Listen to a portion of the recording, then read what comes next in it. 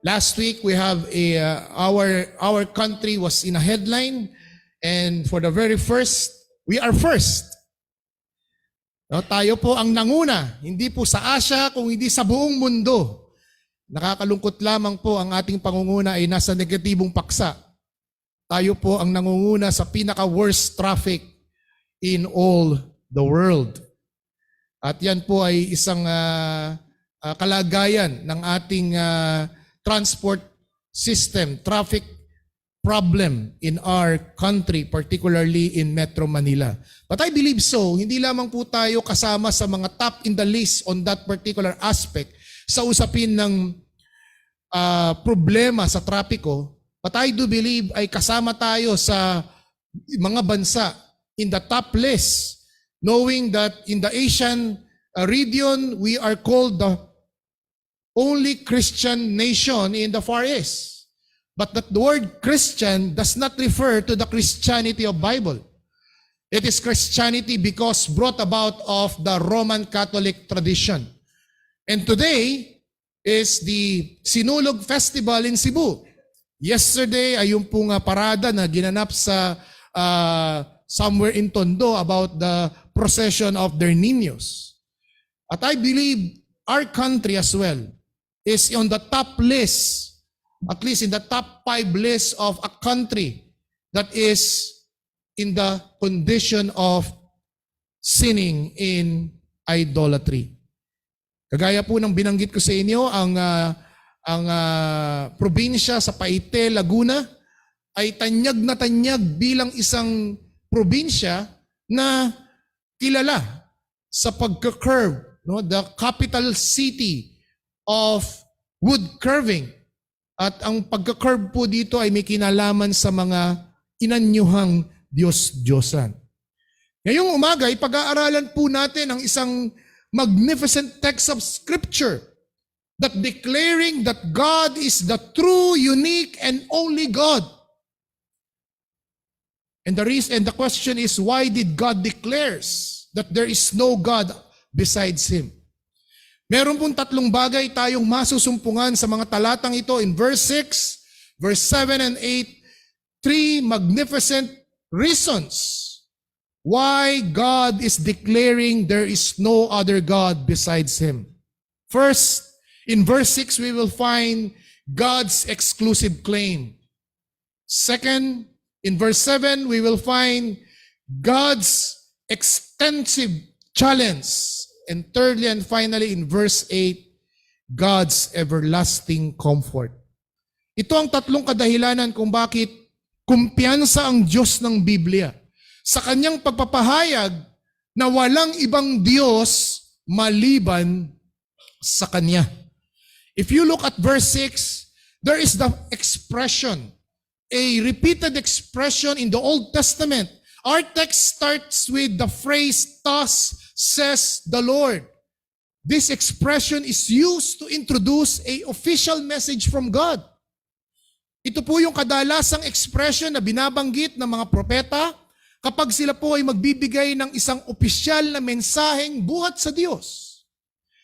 Maging ang mensaheng ito ay mensahe patungkol sa judgment, mensahe ng pagliligtas, mensahe ng pagtuturo mula po sa propeta ng Diyos. In fact, this phrase, "Thus says the Lord," is 3,000 plus times mentioned in the New Testament. At ano po ang expression ito? It is an official message from God. And what is the official message of God?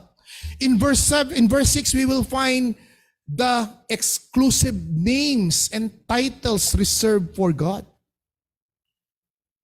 The capital Lord is Jehovah Yahweh, the Elohim. At pagkatapos po nun, binanggit niya ang 4 na mga titulo ng pangalan ng Diyos na exclusively lamang para sa isang Diyos. At tingnan po natin ang unang titulo na binanggit dito sa verse 6. Sabi dito, "Thus says the Lord, the King of Israel." Alam po natin na ang titulong King of Israel, it is referred to the covenant that God gave to King David. Na from David will be established a everlasting kingdom, at ang tinutukoy po dito ay ang binhi na manggagaling mula sa lahi ni David, na siya pong mag-e-heir ng kaharian at trono, na siyang kikilalaning siya ang magiging hari magpakailanman. And this refers to the Lord Jesus Christ. Secondly, another title that is associated dun po sa Kingsman's Redeemer. God is our Redeemer. Yung pong konsepto ng Kingsman's Redeemer ay ito po ay isang utos sa lumang tipan, particularly in the Pentateuch, na yung pong pinakamalapit na kamag-anak ay obligadong tumulong sa isang kamag-anak na nangangailangan ng tulong. When a relative who is in trouble, in danger, or in need, that next of kin is designated to deliver, to rescue, to redeem the property, or to redeem a person. At yun nga po yung ginawang in-apply ni Boaz kay Ruth, na siya po ay in-extend niya na kailangan pong kanyang pakasalan upang magpatuloy ang lahi ng kanyang angkan, ng kanilang angkan. And that is one title. Another title na makikita natin dito sa verse 6. Hindi lamang ang Diyos ay ang hari ng Israel o ang Diyos ng Biblia, hindi lamang siya ang Redeemer, but the third title is the Lord of Hosts. Another title na madalas pong gamitin sa lumang tipan. In fact, Jeremiah 51 verse 9, turn your Bibles in Jeremiah 51 verse 9, verse 19. Jeremiah 51 verse 19. Jeremias 51, 19. You are not like this, he who is the portion of Jacob, for he is the one who formed all things. And Israel is the tribe of his inheritance. The Lord of hosts is his name. Maliwanag. In fact, the book of Jeremiah, dito po isa sa mga talagang masasabi nating themes sa aklat ng propeta Jeremiah is the theme that Yahweh is the Lord of hosts. Paulit-ulit po itong binanggit dito sa maraming pagkakataon, chapter 10, 16, 31, 35, 32, 4, 32, 18, 50, 34, 51, 15. Yan po ang mga paulit-ulit na binabanggit dito. The Lord of hosts is His name. Na pinapakita po rito na ang Diyos ang siyang pinaka-captain of the military army of the heavenly angelic hosts. Siya ang nangunguna. Siya rin po ang nakipag-usap kay Joshua in Joshua chapter 5. Siya po yung captain of the army. This title reserves to Almighty God. He is the God and the Lord of the armies. He is the sovereign Lord and in control. At dito pinapakita po ng Panginoon na bagamat ang bayan ng Diyos, particularly the tribe of Judah, they will be subject for 70 long years of captivity. It doesn't follow na totally pinabayaan na sila ng Diyos. Sinabi ng Diyos sa kanila, hinahayaan ko kayong maranasan niyo ang mga kabagay na yan bilang pagtutuwid, bilang disiplina, bilang papakita ng bagay na iyong dapat matutunan. Sapagkat later on, ang Panginoon din ang tatawag ng kanilang deliverer in the person of the king of Persia, King Cyrus. And the fourth and final title that we will find in verse 6 is the title, I am the first and I am the last. This means that there is no in between. This means that there is no list of contenders. There is no list next to him. Wala sa pagitan. He is the first and He is the last. That is an expression na walang in between. There is no contender. Here we see the titles, the names, exclusively for God. And how amazing it is, these titles and names are all packed in verse 6. 6 titles. In fact, I'm tempted na maggumawa pa nga ho ng series dito sa verse 6 na ito na I have to expound each title. But mawawala po ako dun sa ating series this month of Isaiah and idolatry. But you know what?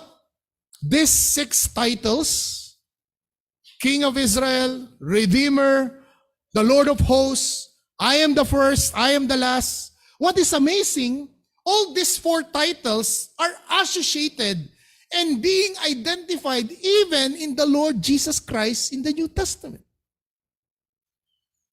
Binasa po sa atin kanina, no, yung King of the Jews, yung title na inilagay ng mga Romano sa krus ni Kristo.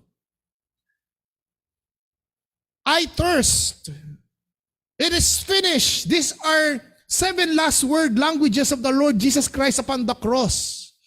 That proves He is the Redeemer, that by the virtue of His death on the cross, as a propitiation for our sins.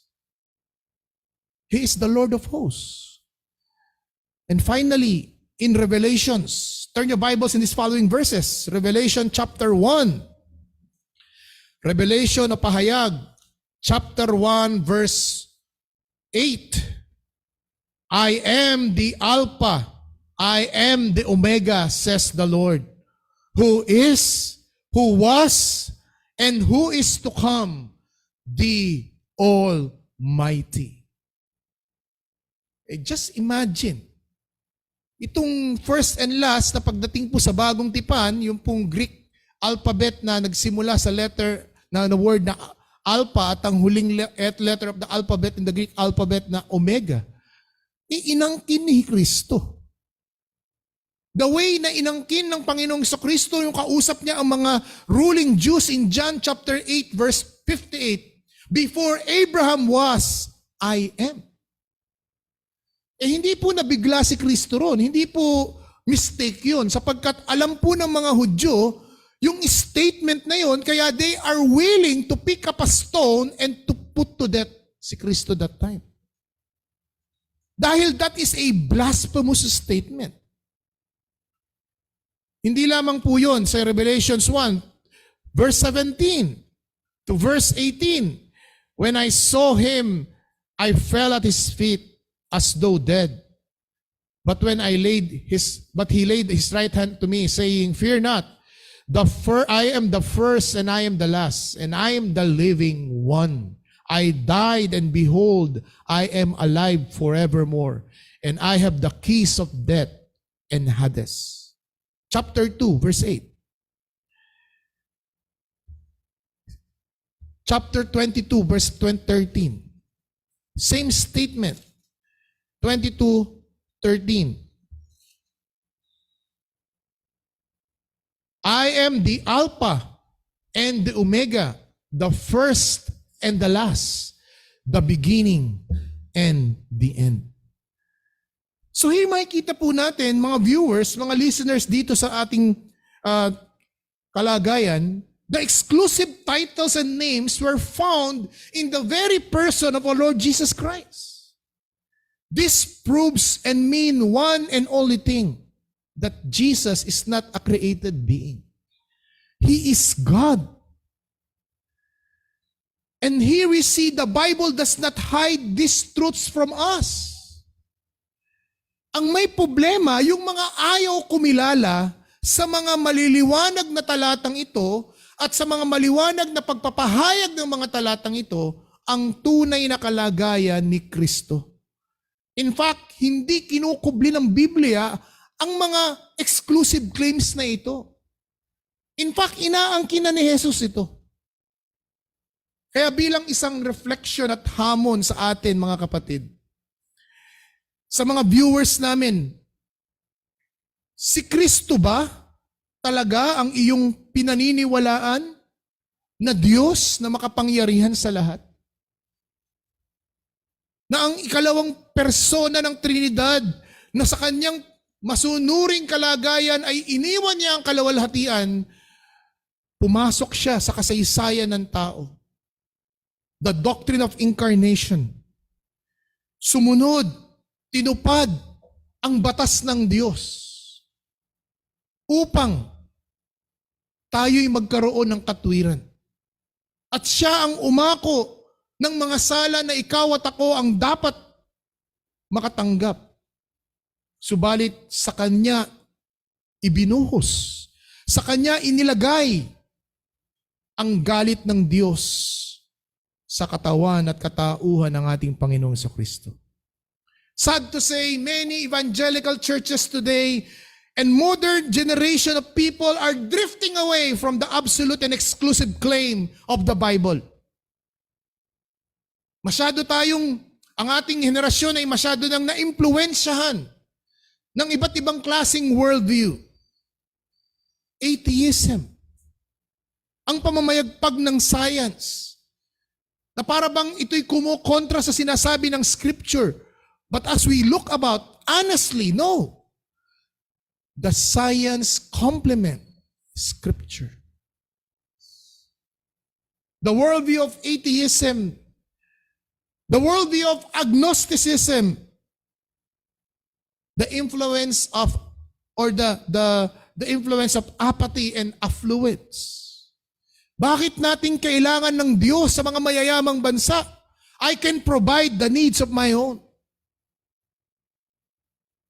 Bakit ko hahayaan na ang konsepto ng Diyos ang magkokontrol ng aking kilos, ng aking behavior, maging ng aking pananalapi, ng aking resources and stewardship aspect? Bakit ko papasailalim sa konsepto at pagtuturo ng Biblia? Arhil yun, negosyo yan. Lokohan yan. And those are the concepts that are so prevailing. It's spreading wide. Even young people and young professionals are so very heavily engrossed with the pleasure and leisure of the world, without considering the condition of their soul in the light of eternity. That's the problem of the millennials and the Gen Zs of our time.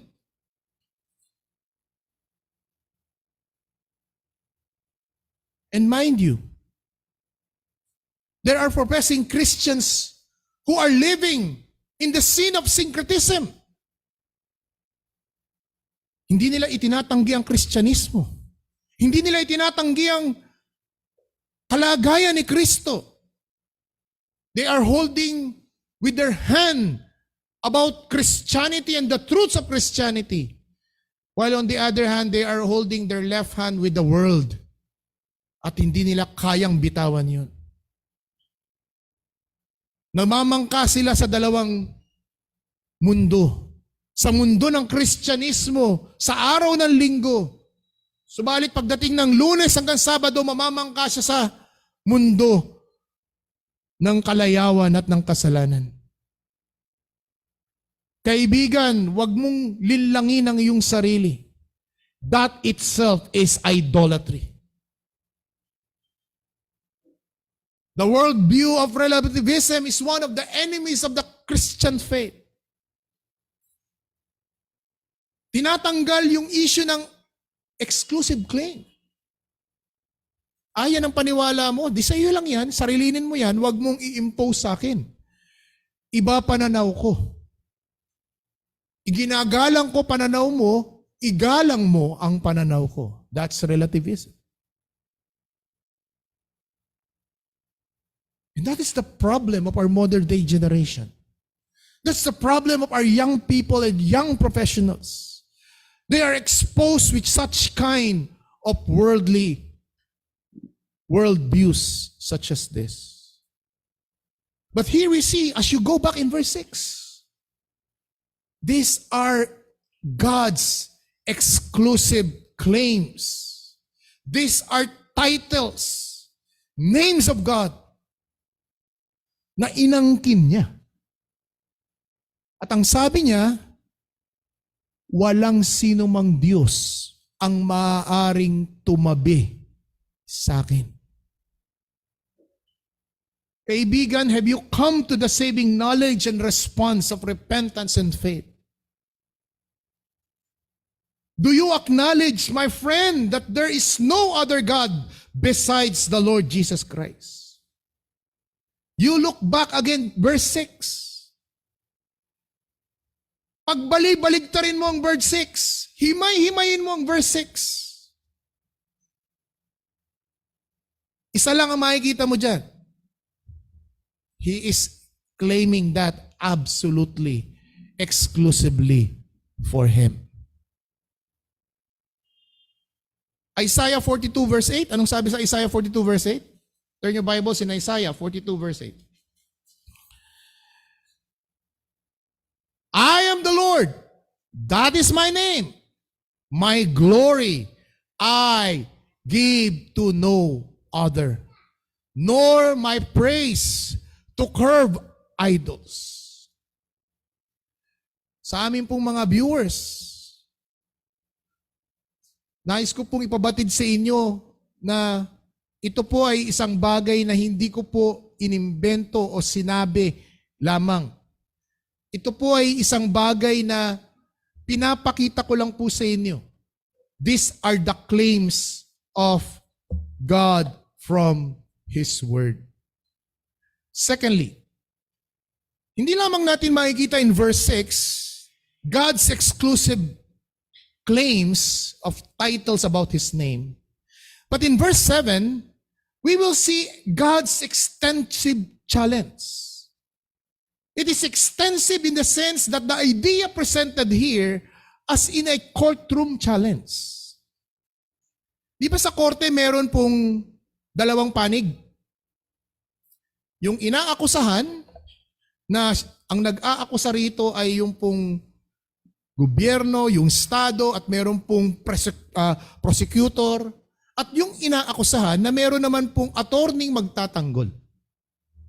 That is the courtroom situation na gusto ko pong sabihin sa inyo rito, na sa verse 7, nung sinabi niyang, who is like me? Let him proclaim it. Let him declare and set before me. It is a language of a courtroom challenge that God is challenging the prosecutor to bring sufficient witnesses, evidences. And that's why he's posing a challenge to set forth. You should come out. You should present your gods. Yun po yung idea dito na pinabanggit dito sa verse 7. Meron kayong sinasabing Diyos, si Bel at si Nebo, ilabas niyo siya. Eh teka muna, bubuhatin niya pala muna yan bago yung makalabas. Di ba? Yung sarcastic statement niya sa chapter 46. If there are gods who pretends to be gods, and here's another challenge, letter B of verse 7. If there are truly gods, I challenge them to give their and show forth their ability, show forth their power, show forth that they are deity. Kaya ano sabi niya doon? Let them declare what is to come and what will happen. Let them. Ang nire-refer dito ay yung mga Diyos na gusto nyong sabihin at patunayan na merong isang Diyos na maliban sa akin. Hayaan nyo silang magpahayag kung ano ang darating. Hayaan nyo silang magpahayag kung ano ang mangyayari. And then, biglang sabi ng Panginoon, on His part, ginawa niya na yun. Kaya nga pagdating sa chapter 45, di ba, there is the chosen servant. Sa chapter 45, mapapansin nyo rito, anong sabi dyan? Cyrus, God's instrument. Pero alam niyo po ba yung pagitan nung fulfillment, nung deliverance ni Cyrus sa 70, after the 70 years of captivity? It took more than 100 years bago pa mangyari. Kasi during this time, i-invade pa lang ang Judah. And yet, naipahayag na ng Diyos kung sino yung deliverer nila. Yung napili kong magliligtas sa inyo. So sa part ng Diyos, itong hamon niya na tell me what is to come, tell me what will happen, binanggit niya rito sa verse 7 at pinatunayan niya na ito ang mangyayari. Kagaya ng binasa sa atin kanina sa John chapter 19 na inihula walang butong mababali sa kanya. And then, nung naganap na, wala ngang buntong nabali sa kanya. Hindi nga binali, di ba? Kasi alam patay na. Yung pagbali kasi ng buto to make sure patay na yung kriminal na nakapako sa krus. Isaiah 46 verse 10, ito yung ating mensahe last Sunday. Declaring the end from the beginning. Isang bagay na hindi kayang gawin ng sinumang Diyos at ng tao. Di ba? Kaya nga ewan ko ba ba't napakarami pa ring napaniwala itong Master Hans ang yung kumpungsoy-pungsoy na bago magpalit ang taong 2023-2007, nakita ko na naman yung pagmumukha nito, ini-interview na naman sa mga morning talk show. Samantalang ito yung nagsabi, year 2020 will be the most prosperous year in the world. Bakit?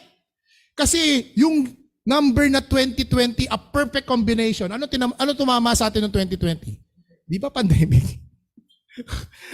Di ba pandemic? O ngayon naka-recover na, nandun na naman siya, buhay na naman yung negosyo niya, binabayaran na naman siya sa kanyang binibigyan na naman siya ng honorarium. At sadyang napaka-mangmang ng ating mga kababayan. Itong mga talk show programs na ito, itong mga producer na ito, they are spending thousands of pesos para makuha lamang ang mga ganitong klaseng punsoy experts at mga manghuhula na ito. Ba't hindi nahulaan yung pandemic? Ni walang sino mang tao, kahit yung may mga gift of healing, gift of prophecy. 2020, di ba? Nakalagay sa kanilang advertisement, there will be no service, there will be no revival meetings due to pandemic. Bakit hindi nila nahulaan? Ang daming mga kababayan tayong namatay sa pandemic. Bakit hindi nila ibinuhay sa patay? They can claim that they have powers to raise person from the dead, to heal the sick. Nag-overflow na nga ang mga may karamdaman sa ospital. Ba't di sila magpunta doon, pagalingin nila lahat? At bakit maging sila'y nagtatago? Mga kababayan, mga kapatid, mga kaibigan, kung meron kang dapat paniwalaan, ang salita ng Diyos. But one thing that I would like to focus your attention in verse 7 is the phrase, I appointed an ancient people. This is a language of sovereignty. And for Christians who are listening and watching right now, I would like you to think, have you come to realize that there is no reason for you, for whatsoever good in you, for you have to come in repentance and faith? Kinikilala mo ba na walang magandang nasa sayo? You are not worthy. You're not even deserving to have the saving knowledge of our Lord Jesus Christ. Aside from the fact that the Lord of hosts, that the King of Israel, that the Redeemer, that the first and the last has appointed and ordained you to eternal life. Nangyari lang na ikay nakaunawa ng Ebanghelyo, tumugon sa pagtawagan ng pagsisisi at pananampalataya, hindi dahil sa merong mabuti sa iyo, dahil sa merong maganda sa iyo, magaling ka, hindi yun. Dahil niloob ng Diyos. It is God who ordained and appointed you to eternal life. Verse 7, I have appointed an ancient people. God has the sole prerogative to save whom He wants. God saves sinners, not because you are good, not because there is a sense of righteousness in you, not because you are intelligent, or there is something pleasing personality in you, that's a big lie. It's a big no. For the Bible says, for the scripture says, salvation is of God and God alone.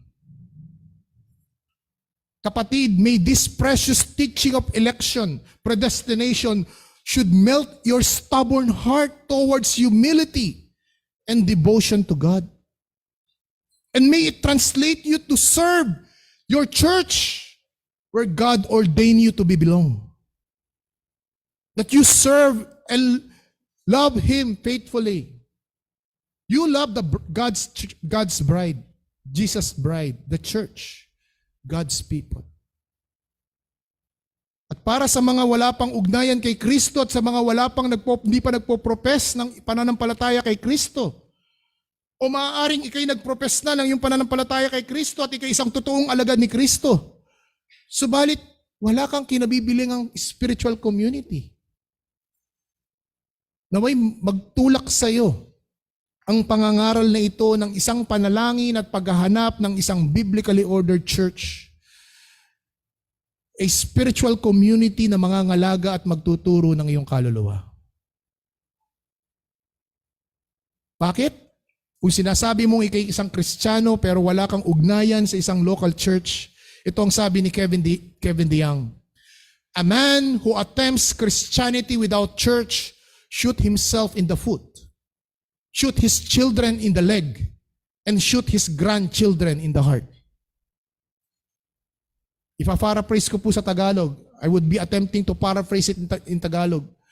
Kung ikaw daw ay isang mananampalataya, subalit hindi ka kabilang sa isang local church, sa isang matinong local church, para daw binabaril mo yung paa mo. At kung ikaw ay binabaril mo ang iyong mga anak sa kanilang binti, at binabaril mo ang iyong mga apo sa kanilang puso. Meaning to say, kung ikaw ay Kristiyano, at yayabo ang lahi mo at hindi mo talaga ipinapakita sa kanila ang tamang pamumuhay at tamang paglakad ng isang Kristiyano, magkakaroon ka ng apo, hindi nila alam kung paano mamuhay ng isang Kristiyano.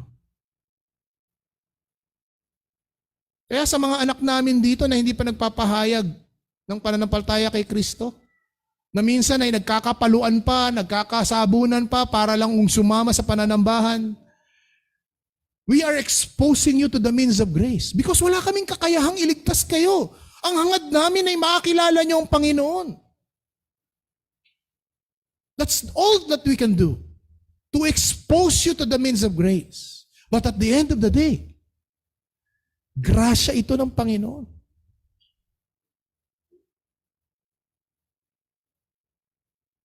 On the other hand, I would like to pose as well a warning, not only to professing Christians who are without a local church, but this also make a clear call and warning to the unconverted. Unless you repent of your sins, you will also likewise perish. You have to plead to God through the Lord Jesus Christ. You had to come in all humility before Him. You had to seek His face to come and surrender your life to Him. Babalik ka sa verse 6. Sino ba ang Diyos na ito? He is the King of Israel. He is the Redeemer. He is the Lord of hosts. He is the first and the last. Thirdly and finally, verse 8. Fear not, fear not, nor be afraid. Have I not told you from the old and declare it? And you are my witnesses. Is there any other God, or is there a God besides me? There is no rock, I know, not any. Verse 8 is a statement of God's everlasting comfort. We know for the fact, fear brings anxiety. And anxiety leads to distrust and disobedience. Na kapag tayo ay natakot, ito ay magbubunga ng maraming samot-salit alalahanin, at itong samot-salit alalahanin ay magdudulot ng kawalan ng pagtitiwala at pagsuway. Dahil minsan gusto mong sumunod sa kalooban ng Panginoon, pero ang magigiit mo ay yung sarili mo na lang. You will find your own way. You will make your own plans. You will make your own efforts.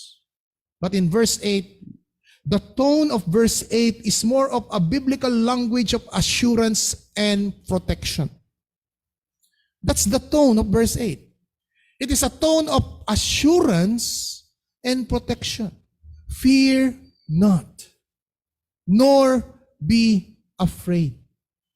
Na bagamat ang bayan ng Juda ay dadanas ng captivity sa Babylonia for 70 long years, God is assuring them of His care, of His protection, of His comfort in the midst of trouble and trials. At yun naman talaga ang prinsipyo ng Diyos, di ba? Hinahayaan niyang tumawid ang ang kanyang anak sa lilim ng kamatayan. Di ba? Walking to the valley of shadow of death. In fact, we need God's discipline in order to call our attention. Tinatapik tayo ng Diyos. Sa pagtapik na yan, iba't ibang mga uri at klase ng pagtapik ang ginagawa ang Diyos. Karamdaman, kalungkutan, kasawian, kawalan, pagkabagsak. Napakaraming paraan ng Diyos para tawagin niya, tapikin niya at i-call niya ang atensyon ng kanyang mga anak. Especially when we are being drifted away from Him and from God's people. We need God's discipline in order to call our attention. Sabi nga po ni John Knox, and I quote, "Troubles and trials are divine sculptors, so to speak. They chisel away our pride and curving us into humble vessel of God's grace." Kasangkapan ng Diyos ito. Para una, makuha ang iyong atensyon. Pangalawa, upang basagin ang iyong kayabangan. At pangatlo, upang hulmahin ang iyong puso sa kapakumbabaan para sa Diyos.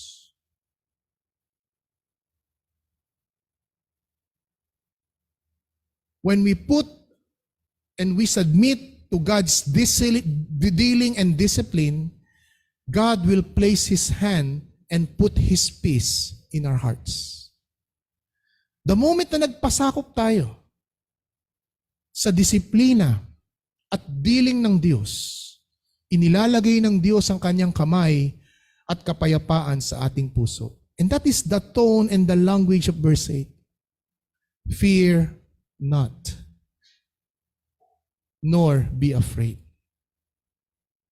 Lulusubin kayo, dadalhin kayo ng pwersahan, may exile kayo sa Babylon for 70 long years. Fear not. Bahagi yan ng pagtutuwid ng Diyos. At bilang hamon sa aking pagtatapos, what are the things that you are afraid in your life? Anong mga bagay na kinakatakutan mo sa buhay? Anong mga bagay that you are so anxious in your life? Mga temporal na bagay ba? Material loss? Mas pinapahalagahan mo ba ang material and temporal loss than the spiritual and eternal need of your life? Oftentimes, dyan tayo nakatutok sa mga material, sa mga bagay na nakikita, nahahawakan. Sa mga bagay na kaya nating kontrolin, kaya nating ipunin, kaya nating bilangin. We are calculating. At kapag nabawasan na, takot na tayo. But a lot of people are being deceived. And even Christians are being deceived. Because this temporal and this material loss, subtly, hindi nila alam, it becomes their physical and spiritual idols. Why? Because the source of comfort is in there. Nasa mga bagay na yon ang kanilang source of comfort. Nasa mga bagay na yon ang kanilang assurance and confidence. They were deceived that hindi nila alam that those things are spiritual idols residing in their hearts. The properties, the financial wealth, the financial substance, the material things can be a form of idols in their life. But here we see in verse 8, the source of confidence and comfort must be no other than the true and living God. Kaibigan, have you realized the need of a Savior of your soul? Don't put your trust on men, nor on riches or kings and princes. Do not allow yourself to be deceived that you are secure with your possession and your earthly relationship and earthly possessions.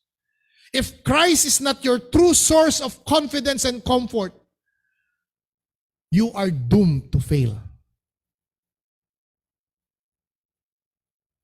Look again in verse 8. Focus your attention. There is no rock I know of any. The word rock speaks of stability. The word rock promotes fortitude. And just like in verse 6, kung paano inangkin ni Kristo ang mga title ng Diyos sa verse 6. The word rock here in verse 8, there is no rock.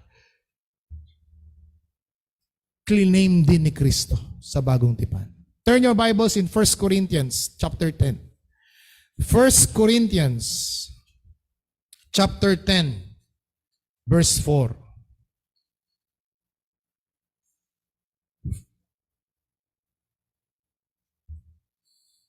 And all drank the same spiritual drink, for they drank from the spiritual rock that followed them, and that rock was Christ. San ka pa? Verse 6, inangkin ni Kristo. Verse 8, inangkin ni Kristo. Saan ka pupunta? Maliban kay Kristo. Mapapagod ka lang, kaibigan. Naghahanap ka lang ng walang saysay. Walang pag-asa maliban kay Kristo. If anyone turns a deaf ear to my instruction, even their prayers are detestable. Kaya examine yourself today. Think of these words. Are you living a life without Christ? There's a saying, and I quote, "A day without Christ is useless. A year without Christ is worthless. But a life without Christ is hopeless."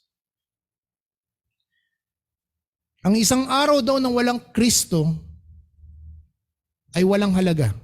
Ang isang taong walang Kristo ay walang kahihinatnan. Subalit ang buhay na walang Kristo, walang kapag-apag-asa. May the King of Israel, our Redeemer, the Lord of hosts, the Alpha and the Omega, grants faith and repentance to you this very day. May the Lord appoints repentance and grace, repentance and faith for the people He appoints unto salvation. Amen. Tayo manalangin. Aming dakilang Diyos, kasangkapanin po ninyo ang inyong salita upang tawagin sa pagsisisi at pananampalataya ang mga kaluluwa na nagsisisi at tumutugon sa mensaheng ito. Pagtibayin mo, O Diyos,